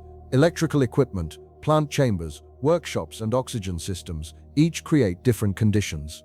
The atmosphere itself may be designed to reduce flame spread. Pressure and oxygen concentration affect how easily materials burn, yet the mixture must also remain comfortable and healthy for the crew. Every fabric, cable, wall panel, and storage container must be chosen carefully. The safest spacecraft fire is the one prevented through material selection, monitoring, and maintenance. Inside a closed world, even a small flame becomes a lesson in air, motion, chemistry, and design. The hull must notice damage that human eyes may never see. A large interstellar ship presents a broad surface to space. Its forward shielding receives most of the material encountered during travel, but smaller impacts may arrive from other directions. A puncture does not always create an immediate, obvious opening. Several protective layers may absorb the first collision. A small particle can leave a crater, weaken a panel, or break an exterior cable without entering the living volume. Spacecraft already use layered shields. A Whipple shield places a thin outer sheet ahead of the main pressure wall. An incoming particle strikes the first layer and breaks into a spreading cloud. The wider cloud reaches the inner layers with its energy distributed across a larger area. An interstellar vessel may use deeper versions of this idea. Its forward end could contain several replaceable or self-healing layers. Water, fuel, stored materials, and unused equipment may add protection behind them. The hull also needs a nervous system.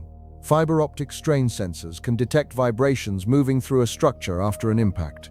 Pressure sensors can reveal a slow loss of atmosphere. Acoustic instruments may listen for the faint sound produced by a leak. Autonomous software would compare these signals. It could estimate the location of the damage, isolate nearby systems, and send a robotic inspector toward the affected area. The crew might learn about the impact only after the ship had already begun responding. Small leaks can be difficult to locate. Escaping gas becomes almost invisible as it enters the vacuum. Tracer gases, ultrasonic sensors, and pressure comparisons between compartments may help identify the opening. The vessel could be divided into many sealed sections. Doors and valves close around a damaged region, while people move through alternate routes. Flexible patches provide a temporary seal. Exterior robots later install a stronger repair. The structure would be examined repeatedly during the crossing. Tiny flaws discovered early could be repaired before temperature cycles and internal pressure encourage them to grow. A living spacecraft cannot treat its hull as a permanent shell. It must sense, diagnose, heal, and slowly renew the boundaries separating its atmosphere from the stars. The destination may remain uncertain until the ship is already approaching it. Alpha Centauri is the nearest stellar system, yet its planets are still poorly mapped. Proxima b is strongly supported by repeated observations, but many of its most important properties remain unknown. Its minimum mass is measured through the movement of its star. Its radius has not been directly established. No telescope has yet confirmed whether it possesses an atmosphere. Its surface could be covered by rock, water, ice, clouds, or a combination unlike anything nearby. Other planets may also wait in the system. Proxima c has been proposed from radial velocity measurements, although its exact nature remains under study. Additional smaller worlds could orbit too far from their stars or produce signals too faint for present instruments. Alpha Centauri A and B create another challenge. Their brightness and close apparent separation make precise planet searches difficult. A planet may exist within one star's glare, while the other star changes the measurements. Observatories improve during the journey. A spacecraft launched toward the system would not travel toward a completely frozen plan. New telescopes near Earth could discover additional planets while the craft was already in flight. Updates would move outward by radio or laser. During the first years, the spacecraft could receive revised maps and improved estimates. Later, the communication delay would grow, but information would still arrive long before the ship itself. The crew might learn that the original target lacks an atmosphere. Another world could prove more interesting. The mission might then need to alter its approach, provided enough fuel and time remained. A large course change would be expensive. Small adjustments made early could redirect the spacecraft by enormous distances at arrival. The mission would need to balance certainty against flexibility. Near the system, onboard telescopes would take control. They would measure stellar positions, search for reflected planetary light, and examine dust around the stars. The final map would be built during approach, when changing course had become most difficult. The nearest destination is known well enough to inspire a journey, yet not well enough to promise what waits there. The travelers may cross 4 light-years toward a world that remains unfinished in every map. Arrival carries a responsibility toward any life that may already be present. Earth's organisms are remarkably persistent. Microbes survive within dry rooms, beneath ice, inside rocks, and around chemical environments once considered unsuitable for life. Some tolerate radiation, cold, or long periods without nutrients. An interstellar spacecraft would carry many organisms deliberately. Its travelers require microbiomes, crops, and ecological recycling. Its machinery may also contain microbes hidden inside seals, joints, tanks, and protective layers. A planet near Alpha Centauri could possess its own biology. It might be abundant and obvious. It might exist only beneath the surface. It might consist of simple chemistry slowly approaching life. Earthly contamination would complicate every discovery. A microbe found in a sample could be native to the planet or carried from the ship. Even organic molecules left by a landing system could obscure delicate evidence. Modern planetary protection already addresses this problem within the solar system. Spacecraft bound for sensitive destinations are assembled in clean environments. Their surfaces are sampled. Components may be heated, cleaned chemically, or treated with radiation when their materials allow it. An interstellar mission makes the task more complex. A crewed vessel cannot be completely sterile. Human beings continually release cells and microorganisms. Landing vehicles would need to remain separated and protected throughout decades of travel. Robotic scouts may arrive first. They could examine the planet from orbit, sample its atmosphere remotely, and identify regions that deserve special care. Sterile probes could investigate before people or ordinary machinery approach the surface. The first human settlement might remain in orbit. It could study the system for years while deciding whether landing is scientifically and ethically responsible. If local biology exists, contact may require limits not imagined at departure. Planetary protection also works in the other direction. Unknown material brought into the human habitat would need isolation. Samples could remain inside sealed laboratories until their chemistry and behavior were understood. The journey to another star is not only a question of reaching new ground, it is also a question of arriving without erasing what the distance has preserved. At the far end of the voyage, the gentlest first step may be the decision to wait. A 3-star system does not offer the simple geometry of the solar system. The Sun dominates the motion of the planets around it.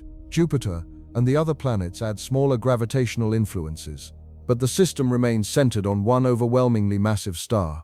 Alpha Centauri A and B share the central region. Each star moves around a common center of mass. Their separation changes throughout an orbit, lasting nearly 80 years. At some points they move relatively close. At others, they drift much farther apart. A planet near either star must respond to both. Astronomers describe 2 broad types of orbit in binary systems. An S-type orbit surrounds one star, while the other remains farther away. A P-type orbit circles both stars together. Stable regions can exist in either arrangement. The exact limits depend on the star's masses, their separation, and the shape of their shared orbit. Too close to the gravitational boundary, a planet can experience repeated changes that slowly stretch or redirect its path.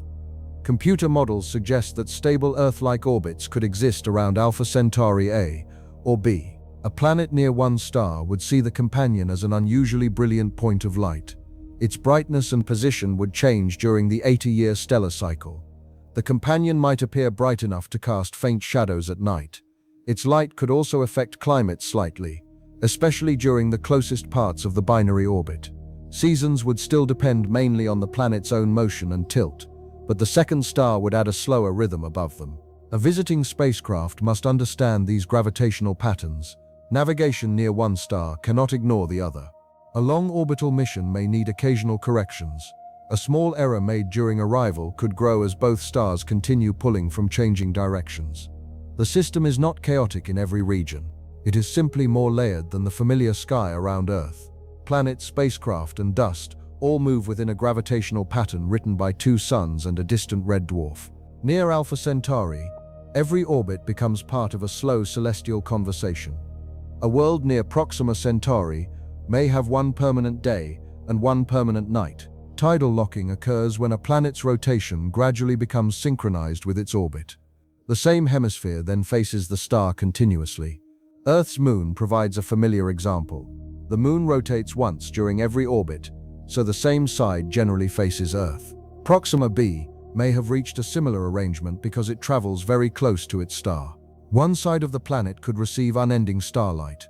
The opposite side could remain beneath an unchanging sky. Between them lies a broad region of permanent dawn or sunset, often called the terminator. This picture can appear extreme, but climate depends on more than light alone. A substantial atmosphere can transport heat. Warm air rises on the illuminated side, flows toward the darker hemisphere, cools, and returns near the surface. Oceans can move energy as well. Computer models produce many possible climates. A thin atmosphere may allow the dark side to become intensely cold. A thicker atmosphere could keep temperatures within a smaller range. Clouds may gather beneath the point where Proxima remains overhead, reflecting part of the incoming light. The result may not resemble a simple hot side and frozen side. It could contain winds circling the planet, broad cloud systems, and habitable regions extending far beyond the terminator. Tidal locking also changes the sky. Proxima would remain fixed above one location. It would never rise or set there. Stars on the night side could trace circles around a permanent celestial point as the planet slowly moved through its orbit. For an arriving crew, the terminator may appear attractive. It could offer moderate light, stable temperatures, and easy access to both hemispheres. Solar equipment could face the bright side, while observatories look outward from the dark side. Yet nothing about the climate can be known with confidence until the atmosphere is measured. The nearest possible world may be divided by light, while air and oceans quietly soften the boundary. Before landing, the spacecraft must learn what the planet's atmosphere is made of. A distant telescope can study an atmosphere when starlight passes through it. Molecules absorb specific wavelengths, leaving narrow patterns in the spectrum. This method works best when a planet crosses in front of its star. Proxima b has not been confirmed to transit from Earth's viewpoint. Its atmosphere may therefore require direct imaging or other difficult techniques. An approaching probe gains a much better view. It can observe the planet through several phases, rather like watching the moon change shape. Reflected light reveals clouds, surface brightness, and atmospheric composition. Infrared measurements reveal heat. A thick atmosphere may distribute warmth across the planet.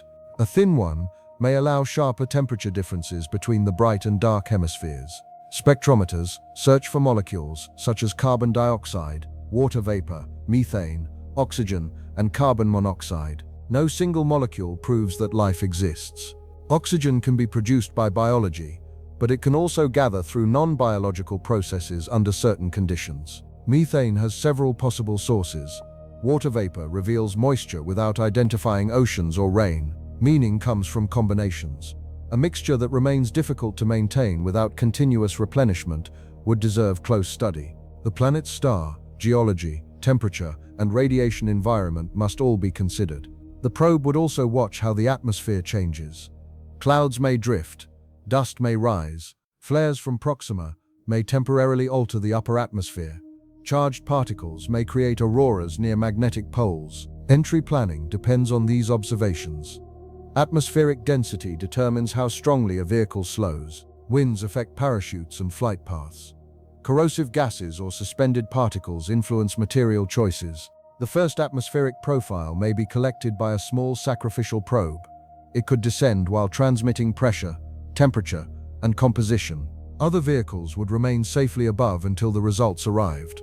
A planetary atmosphere is both a scientific record and a physical ocean of gas. Before touching the surface, the travelers must first learn how that ocean moves. Landing on an unknown world cannot rely on familiar maps. Mars missions use years of orbital imaging before a lander arrives. Engineers study slopes, rocks, dust, and elevation.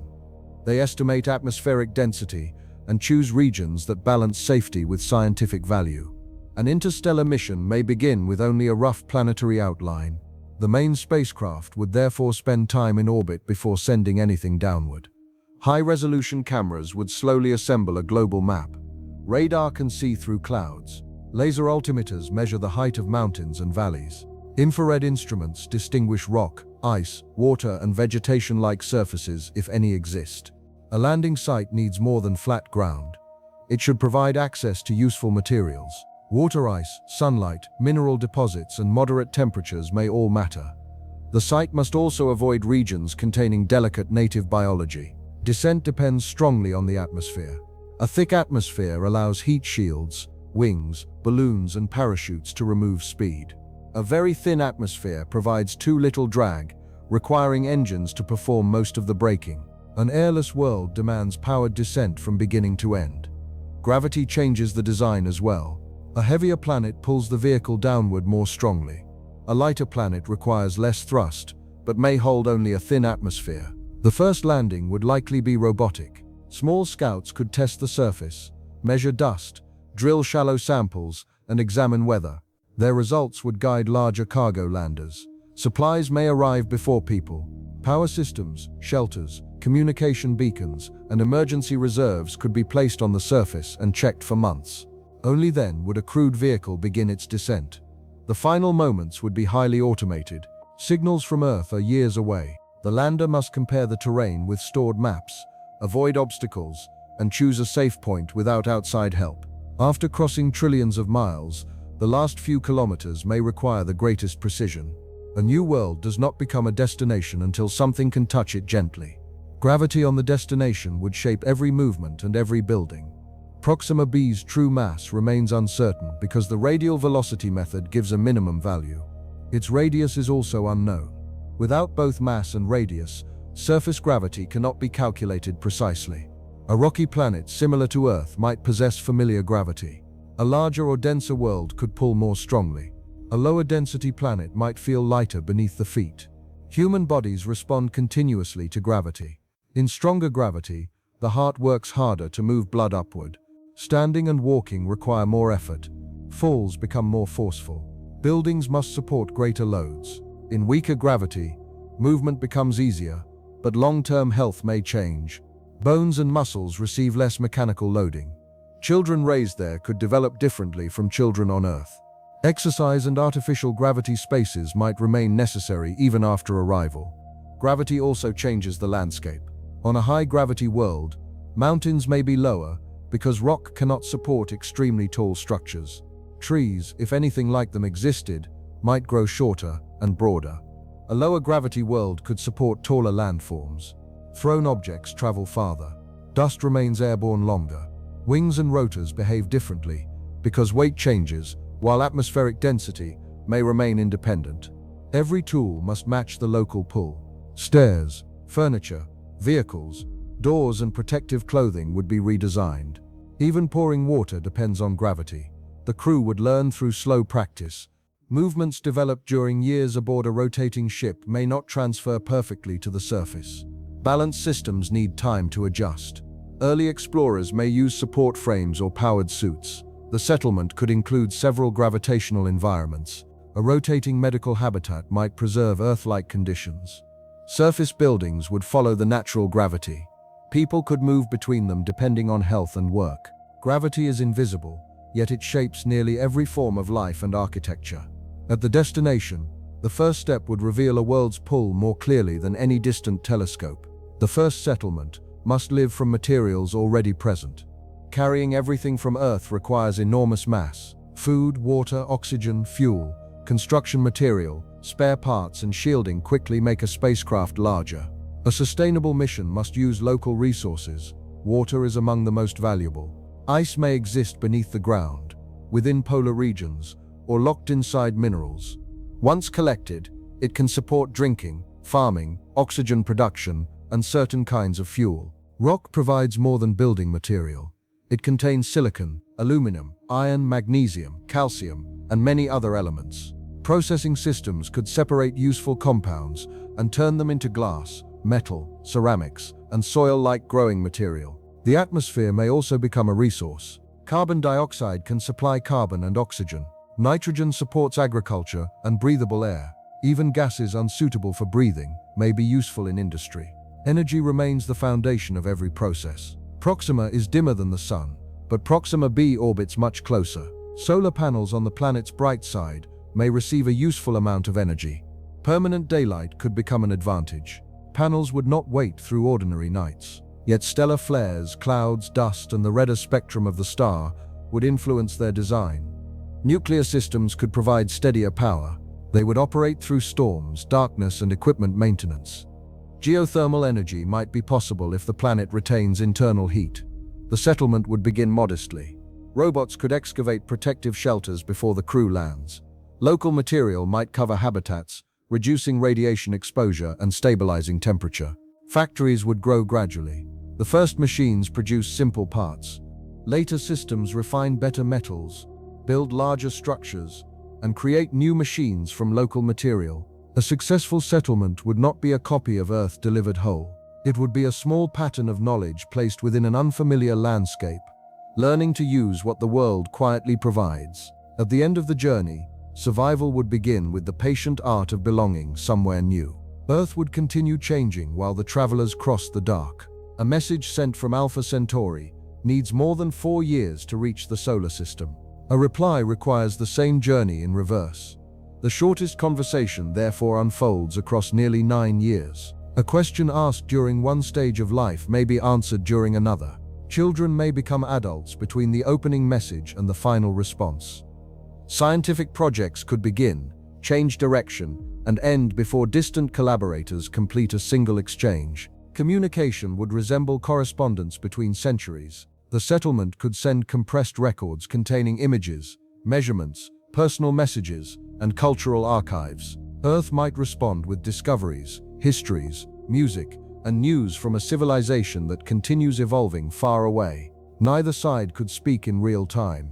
There would be no shared silence during a conversation, no immediate laughter, no quick correction when a sentence is misunderstood. Every message would need to stand alone for years. This delay changes political relationships as well. Instructions from Earth would arrive after local conditions had already changed. A storm, equipment failure, or unexpected discovery could not wait for outside approval. The settlement would make its own decisions because no distant institution could respond quickly enough. Earth might still offer knowledge. Large laboratories in the solar system could study data transmitted from Alpha Centauri. They could design solutions and send instructions. Yet the settlers would always receive those solutions years after the original problem appeared. The two civilizations would remain connected, but increasingly independent. Their languages may slowly change. New expressions would arise from local landscapes, unfamiliar weather, and experiences unknown on Earth. Even calendars could become different if the settlement followed the orbital period of its new world. Messages from Earth might eventually feel like light from a distant star. They would remain real, valuable, and deeply familiar, yet always arrive from an earlier time. Across 4 light years, home would continue speaking softly from the past. The first settlement would gradually develop a culture that Earth could not fully predict. The original crew would carry languages, customs, stories, music, and memories from the solar system. They might recreate familiar holidays and mark the date of departure each year. Later generations would know Earth differently. For them, Earth would be a place described through recordings, books, simulations, and family stories. Its oceans, forests, cities, and changing skies might feel both intimate and distant. Their ordinary world would be somewhere else. The red light of Proxima could become the natural color of daylight. A permanent sunset near the Terminator might seem more familiar than sunrise. Children could grow up beneath a star that remains fixed in one region of the sky. Their language would gather new words. Different kinds of wind, cloud, dust, ice, and local geography would need names. New expressions might describe the long communication delay or the quiet years between supply missions that may never come. Art would change as well. Music could imitate the rhythms of habitat machinery or planetary weather. Paintings might use colors drawn from local minerals. Stories could describe Earth not as the present home of humanity, but as the world from which an ancient journey began. The settlement's history would become its own source of meaning. The first landing site might be preserved. The original spacecraft could become a museum, workshop, or place of remembrance. Objects used during the crossing might be handed down through families. Disagreements about identity would be natural. Some people might feel strongly connected to Earth. Others might consider the new planet their only home. Both views could exist within the same community. Cultural stability does not require cultural stillness. A society remains alive by changing, remembering, questioning, and creating. The challenge is preserving useful knowledge without requiring every generation to think exactly like the first.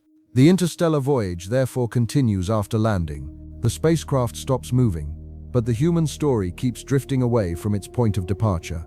On another world, distance would slowly become tradition. A planet that appears suitable from orbit may still require centuries of adaptation. Temperature is only one part of habitability. A world can contain liquid water while presenting chemical conditions unlike those preferred by Earth life. Its soil may lack useful nutrients. Earth plants depend on nitrogen, phosphorus, potassium, sulfur, and many trace elements. These substances may exist locally, but remain locked inside minerals or appear in forms that roots cannot easily use. The ground could also contain harmful compounds. Mars contains perchlorate salts that complicate agriculture.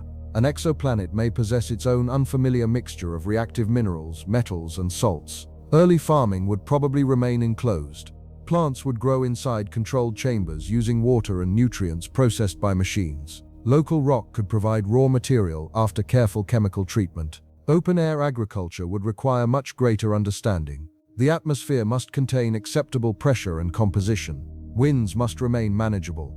Local organisms, if present, could interact with introduced plants in unpredictable ways. Earth crops might not recognize the local seasons. A tidally locked world may have no ordinary day-night cycle. Light intensity could remain almost constant in one location. Plants evolved under Earth's rotating rhythm, so artificial periods of brightness and darkness may still improve their health. The spectrum of Proxima also matters. Red dwarfs release a larger share of their visible energy at red and infrared wavelengths. Earth plants use red light efficiently, but their broader responses are shaped by the sun's spectrum. Agriculture may gradually change through selection and engineering. Varieties that grow well beneath reddish light could be developed. Roots might be adapted to local nutrients. Leaves could become more resistant to radiation or unfamiliar atmospheric conditions. The settlement itself would influence the environment. Released heat, gases, microbes, and water could slowly alter nearby regions. Even careful activity leaves a chemical signature. For this reason, expansion would likely remain measured. Each new greenhouse, mine, and water processing facility would be studied as part of a larger ecological system. A world does not become Earth merely because people arrive. It remains itself, while the settlers slowly learn which parts of their lives can take root there. Weather on another planet may follow rhythms never experienced on Earth. Earth's atmosphere is shaped by sunlight, rotation, oceans, continents, mountains, ice, and the pull of the moon. These influences create familiar patterns, even when the weather itself remains difficult to predict. A tidally locked planet has a different foundation. One region receives constant light, another receives none. Air may rise beneath the star-facing point and travel toward the dark side at high altitude. Near the surface, cooler air could flow back toward the light. This circulation may produce broad and persistent winds. Instead of weather systems moving from west to east, the atmosphere could organize around the permanent contrast between hemispheres. Clouds might gather beneath the fixed star. If water is abundant, rising warm air could form a bright cloud shield. That shield may reflect part of the incoming energy and keep the surface cooler. Rainfall could concentrate in one region. Other areas might remain dry for long periods. Ice could collect on the dark side, especially if the atmosphere transports water vapor there and allows it to freeze. The planet's rotation still matters. Even when tidally locked, it completes one rotation during every orbit. Proxima B's rotation may therefore last about 11 Earth days. This slower spin weakens some of the Coriolis patterns familiar on Earth. Stellar activity adds another layer. Flares may heat the upper atmosphere and disturb magnetic fields. Auroras could appear over wide regions. Radio communication and power systems might experience changing electrical conditions. Weather stations would spread gradually across the world. Balloons could sample winds. Orbiters would track clouds. Ocean instruments, if oceans existed, would measure currents and temperatures. Early forecasts might remain uncertain. The climate models created before arrival would be tested against a real atmosphere containing details no distant telescope could resolve. Settlements would choose locations with care. A calm region near the Terminator might appear attractive, yet nearby wind corridors or seasonal changes could complicate construction. Shelters may be built partly underground while weather records accumulate. On a new planet, the sky would need to be learned from the beginning. Returning to Earth may be more difficult than reaching Alpha Centauri. A one-way mission can use nearly all of its resources to arrive. A return mission must preserve additional energy, fuel, equipment, and living capacity for the journey home. The destination may not contain the necessary industry. A settlement could use local materials, but producing an interstellar propulsion system requires precise manufacturing, powerful energy sources, and a broad technological base. The original spacecraft may not remain reusable. Its shielding has aged. Components have operated for decades. Fuel tanks may be empty. A vessel designed to land may not be able to leave the surface again. A separate return craft could be sent in advance, yet it must survive unattended until needed. Its power systems, seals, computers, and stored supplies would wait through many years without maintenance. The return journey also reaches a moving target. The Sun continues traveling through the galaxy. Earth continues orbiting the Sun. Navigation systems must aim toward where the solar system will be when the spacecraft arrives. Time deepens the separation. A crew leaving Earth and returning decades later would find a changed world. At relativistic speeds, less time may pass aboard than on Earth. Families, institutions, and technologies could transform while the travelers experienced only part of those years. A generation ship creates an even greater divide. People born near Alpha Centauri may have no practical reason to return to a planet they have never seen. Earth's gravity, atmosphere, microorganisms, and culture could all feel unfamiliar. The ability to return is often associated with safety. Between stars, it may be better understood as another complete interstellar mission. It requires the same planning, energy, protection, and patience as the original crossing. The settlers would not be camping far from home. They would be establishing another home because the road behind them remained almost as long as the road ahead once was. Across interstellar distance, arrival and departure become separate achievements. Speed hides an extraordinary amount of energy. A moving object carries kinetic energy. At low speeds, this energy grows approximately with the square of velocity. Doubling the speed requires about 4 times as much kinetic energy. Near the speed of light, relativity makes the increase even steeper. A small probe moving at 20% of light speed contains an enormous amount of energy for its mass. Accelerating 1 gram to that speed requires roughly 2 trillion joules, even before losses are considered. That is only 1 gram. A crewed spacecraft could weigh thousands of tons. Its energy requirement would rise beyond the scale of present launch systems, especially if it also needed to slow down at the destination. No propulsion system converts energy perfectly. Lasers lose energy through the atmosphere, optics and beam spreading. Rockets carry fuel, tanks, engines and cooling systems.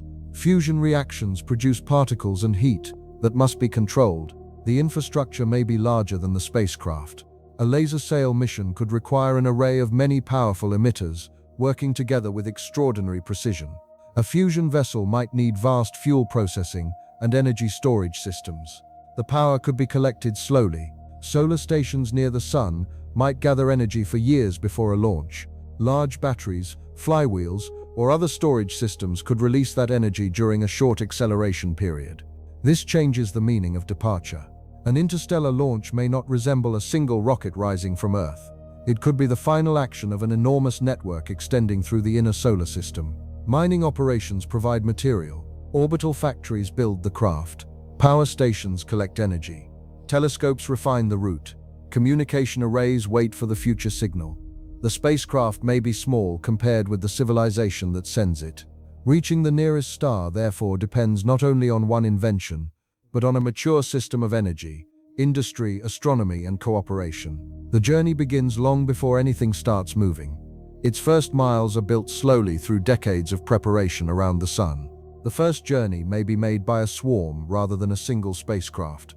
An interstellar probe is difficult to repair once it leaves the solar system. A small flaw may remain hidden until years after launch. A dust impact could silence one instrument. A navigation error could move a craft far from its intended path.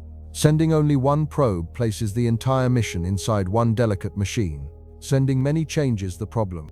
A laser array could accelerate a sequence of small sails toward Alpha Centauri. Each probe may carry slightly different instruments. Some could photograph planets. Others could study magnetic fields, stellar winds, dust, or the thin gas surrounding the stars. The probes would not all need to survive. A mission could succeed if only part of the swarm reached the destination and transmitted useful information. Redundancy becomes a form of protection.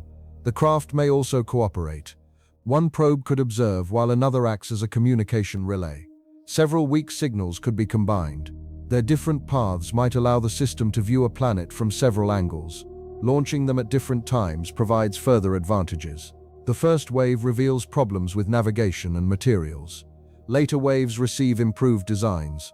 New discoveries made by telescopes near Earth can be added to the plans of probes that have not yet departed. The journey becomes an ongoing program rather than one dramatic launch. A stream of tiny machines could leave the solar system across decades. Some travel toward Proxima, others approach Alpha Centauri A or B. A few may pass through the space between them, mapping the system as a whole. Their arrival times would also be spread out. Instead of one brief encounter, humanity could receive observations from several passages. Each new set of data would refine the next mission. This approach resembles the way nature explores. Seeds, spores, and drifting organisms rarely depend on a single traveler. They spread widely, allowing a small number to find favorable conditions. The earliest visitors to another star may be small, numerous, and almost weightless. Across the interstellar sea, knowledge may travel most safely as a quiet rain of sails. Telescopes may explore Alpha Centauri long before a spacecraft arrives. Every new generation of observatory reveals details that once required direct travel. Large mirrors collect more light. Coronagraphs block the glare of stars. Interferometers combine observations from separated telescopes. Together, these methods can distinguish faint planets beside bright suns. A planet reflects only a tiny fraction of its star's light. From several light years away, the planet and star appear extremely close together. Removing the stellar glare is therefore one of astronomy's greatest technical challenges. Future observatories may separate the two. They could measure a planet's color, orbit, temperature, and atmosphere. Changes in brightness may reveal clouds, oceans, ice, or rotating surface features. Several observations across an orbit create a deeper picture. The planet may appear brighter during one season. Its atmosphere may show changing amounts of water vapor. Cloud patterns may move. A reflective polar region could grow and shrink. Some details would remain beyond reach. A distant telescope may detect an ocean without seeing its waves. It may find oxygen without knowing its source. It may measure a planet's average temperature while missing deep valleys and sheltered climates. Still, each discovery improves the journey. The spacecraft can aim toward a known orbit rather than an uncertain point. Its instruments can be designed for the molecules already suspected. Its brief encounter can focus on questions that distant light could not answer. The solar system may also become an observatory. Telescopes placed far from Earth avoid atmospheric distortion. Instruments spread across millions of kilometers can work together. A gravitational lens mission could use the sun's gravity to magnify the light of a distant world. Such a telescope would travel far beyond the planets. From the correct line behind the sun, it might reconstruct an image of an exoplanet with far greater detail than an ordinary telescope. The nearest stars are therefore approached in two ways. Machines cross the distance physically, while light carries information back toward waiting instruments. Long before the first visitor arrives, Alpha Centauri may already feel less like a point and more like a place. An interstellar mission would require patience across several human generations. The people who begin the project may never see its final results. Engineers might design a propulsion system during one decade. Construction could continue through another. The journey itself may last 20 years, 50 years, or much longer. The signal then needs more than 4 additional years to return. A scientist who helps choose the instruments could be very old when the first data arrive. Many contributors would not be present at all. This makes the mission different from most modern projects. Its value cannot depend entirely on immediate reward. It asks one generation to begin something for the benefit of another. Human history already contains such efforts. Cathedrals were built across centuries. Forests were planted for descendants. Astronomers kept records that became useful long after their own observations ended. Interstellar exploration extends this habit to a larger scale. The project would need institutions able to preserve goals through political, economic, and cultural change. Archives must explain why decisions were made. Funding and responsibility must pass smoothly between generations.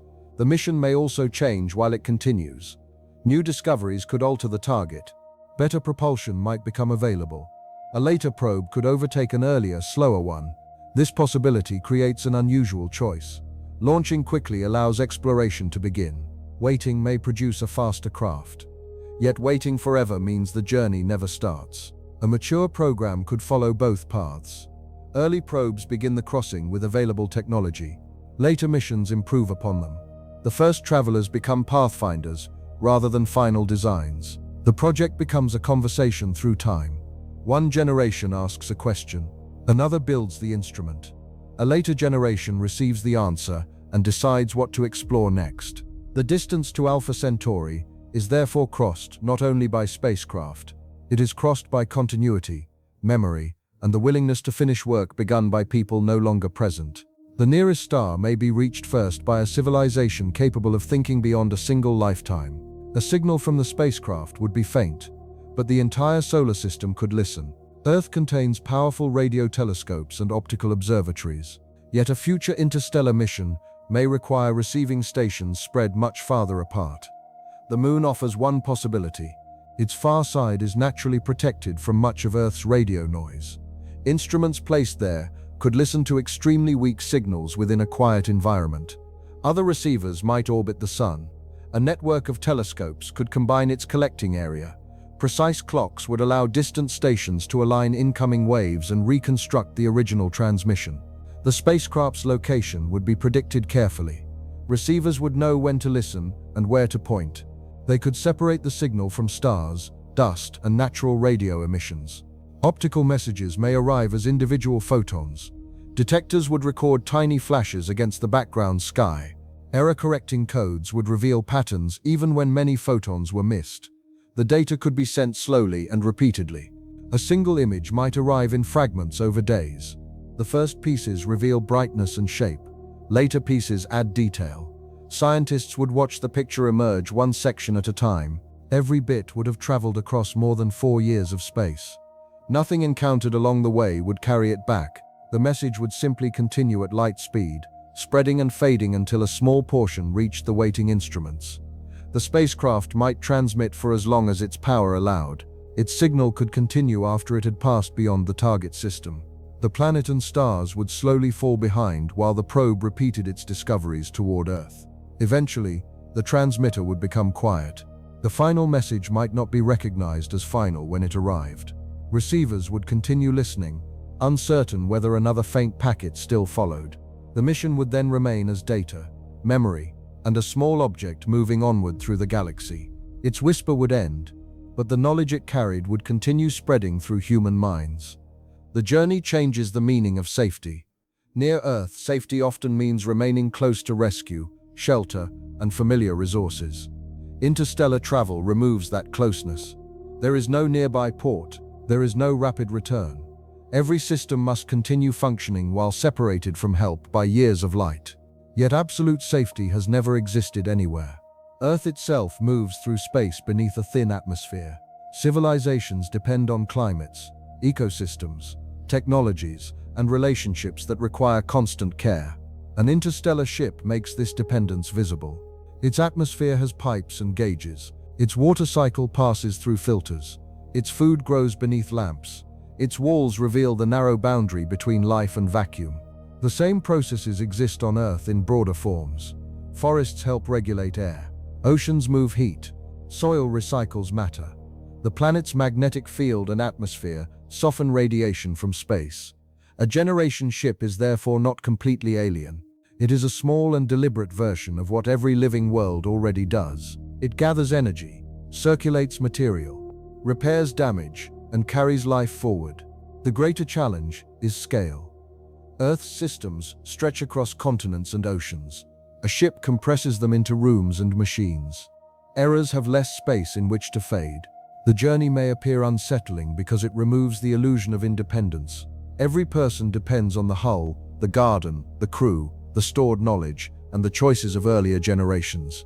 But that dependence also creates connection. No part of the ship survives alone. Water supports plants. Plants support air. Machines support people. People maintain the machines. The vessel becomes a moving pattern of cooperation. The darkness beyond the windows remains vast, but the interior remains warm because countless systems continue working together. Between the stars, safety would not mean escaping every danger. It would mean caring for a small world so thoroughly that it could continue drifting through the night. The greatest discovery may be how far away the nearest star truly is. Alpha Centauri appears close in the night sky's hidden geometry. It is the next stellar system beyond the Sun. No known star lies nearer. Yet the journey exposes the enormous spaces that build the galaxy.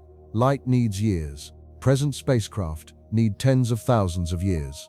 Even advanced probes must solve problems involving dust, energy, navigation, communication, and survival.